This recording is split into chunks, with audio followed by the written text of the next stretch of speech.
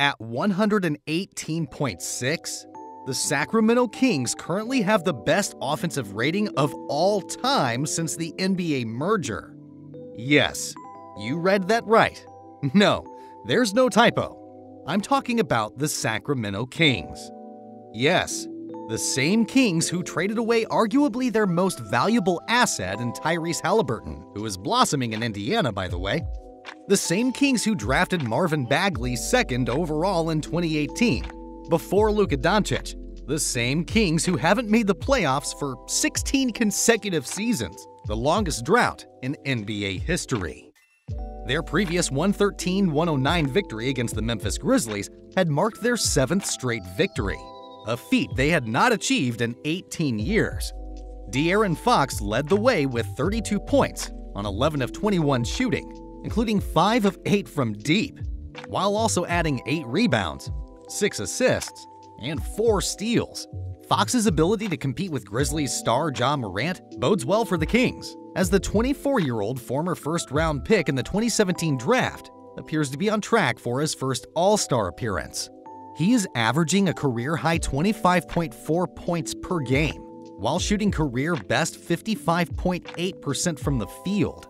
And he also ranks in the top 20 in assists with an average of 6.4. At the time of this video, the Kings are the 3rd seed in the Western Conference, and they will look to extend their winning ways as they approach the rest of the games on their schedule.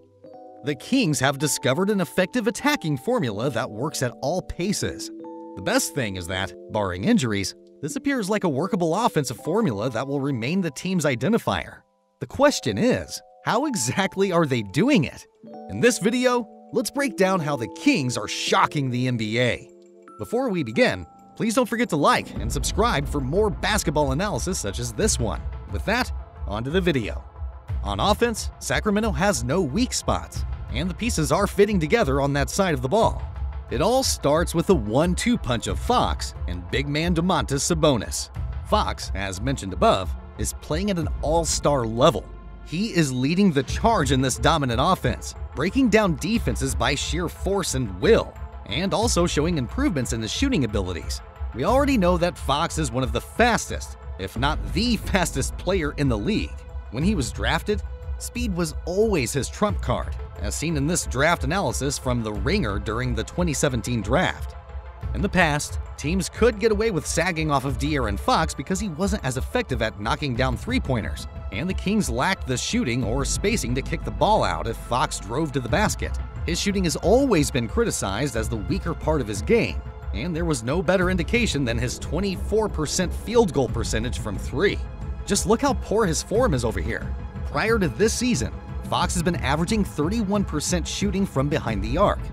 This year, that number has jumped to 41% and is evident by how much better his form looks, as well as how confident he is, as if he's been making these for a long time now. In the game against Memphis, Fox shot 5 three-pointers, and he looks very comfortable making them. Just look at how he walks up the court, using his agility to quickly shift directions and use the Sabonis screen to momentarily disable his defender Dillon Brooks. Brooks, a good defensive player, recovers wonderfully and still manages to smother Fox. But the speedy point guard still swishes home the shot anyway. He's not just doing damage from the perimeter, however.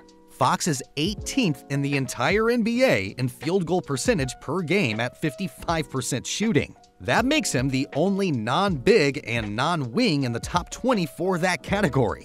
Look here as he slices through the Detroit Pistons defense in transition, while trailing the ball handler. In that sequence, look how perfectly the Kings run the break, and notice how many options Fox has on the fast break. As soon as Huerter initiates the handoff, Fox can either A, kick out the ball to a wide-open Harrison Barnes in the corner for a 3, B, lob it to Keegan Murray who has an undersized Alec Burks defending him, C, give it back to Huerter who is shooting at an insane rate this season, or D, let his speed do all the work en route to the finish, which he does. Then there's Sabonis. The Lithuanian big man who was acquired from the Haliburton trade with the Pacers has impacted this young Kings team in ways they haven't seen since having a multi-dimensional big man in DeMarcus Cousins and Chris Webber. His bread and butter has been the dribble handoff, which has contributed massively to Sacramento's offensive prowess this year. Huerter, Malik Monk, Fox, and others, life has gotten way easier to play the two-man game with Sabonis. The Kings guards are constantly in motion, and Sabonis is finding them on cuts or screening them open shots. No offense to previous Kings big men, but Sabonis has easily been their most talented big since Cousins, and the results show it clearly. In their victory against the defending champion Golden State Warriors, Sabonis finished with 26 points, 22 rebounds, and 8 assists, overwhelming the Warriors' front court. In this clip, watch how Sabonis creates something out of nothing with just 5 seconds left on the shot clock, bailing out Keegan Murray, who is being hounded by superstar Steph Curry.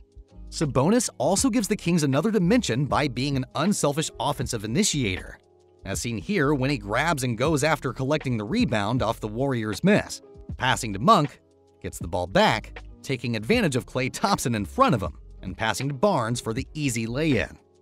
This club, which ranks 7th in made threes per game and three-point percentage, is loaded with perimeter shooters outside of Sabonis. So if a team attempts to close in on them or collapse in the paint, they have a deadly shooter to do damage with on the outside. Head coach Mike Brown also deserves praise with how he's revolutionized the Kings' offense this season. After winning the championship with the Warriors, the Kings announced the hiring of Brown as the next Kings head coach, and he quickly went to work. One of the things he improved immediately was their speed and spacing. Brown took a page out of Mike D'Antoni's playbook with the Phoenix Suns of yesteryear, and their 7 seconds or less offense, and the on-court product has been successful for the Kings. According to NBA.com, they launched 19.2% of their field goals with 22 to 18 seconds remaining on the shot clock. This mark is nearly 2 percentage points higher than the second-place team in this category, the Los Angeles Lakers. They have players on their roster who can quickly assess the situation on the field of play and, from there, decide whether shooting, dribbling, or passing is the best course of action. There are no ball stoppers or black holes in the lineup. This is emblematic when you look at the team's average seconds per touch, which is the 4th lowest of any team in the league, per NBA.com. In this clip, look how fast the Kings read and react to the defense, zipping the ball multiple times, before finding the wide-open Herter for 3. Their spacing has also reached historic levels, as evidenced by their record-setting offensive rating. Here, Sabonis is positioned at the top of the arc in the Kings' traditional 5-out spacing. Once 3 San Antonio Spurs defenders are occupied, they move into a Chicago action, a pin-down screen followed by a handoff, which frees up a passageway. When Davion Mitchell notices the opportunity, he promptly executes a 45 cut to go by the defense and score 2 points. Note also how Kevin Huerter elevates from the corner to the wing, displacing Jeremy Sohan from his intended position to block Mitchell's layup. Looking up and down the roster, it is hard to find what, outside of injuries, is going to fall off for the team's offense. It's made for an atmosphere that's been more fun than anything Sacramento's experienced going back to the Chris Webber, Mike Bibby, and Bobby Jackson days, when the team was a contender. Will the wheels fall off? It's possible. But with how the energy seems to have shifted from the once cellar dwellers of the NBA, there's also a high chance of them lighting the beam come playoff time.